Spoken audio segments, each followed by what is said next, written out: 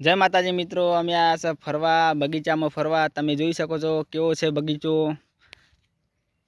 આ જો પાણી પીવાની પરબ છે અને 30 વીઘાનું એકડ છે, એમાં બગીચાનું છે.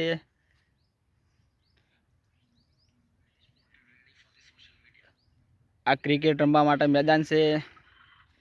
આ જોઈ શકો છો. આ છે અમારા શ્રવણભાઈ.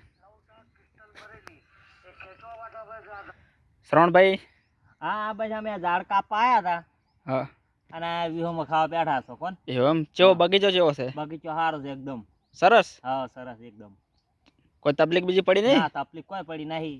આ પાણી પીને ખાલી વિહોમાં ખાવા બેઠા છો. એવું એમ? અને બગીચામાં શું શું વાવેલું છે? બગીચામાં છે કોઈના ઝાડ છે, કોઈ જામફળી છે, કોઈ લેબડા ને એવું છે. એવું એમ? હા આ બધું છે. હાલો ચલો મિત્રો, તમને બતાવું બગીચો.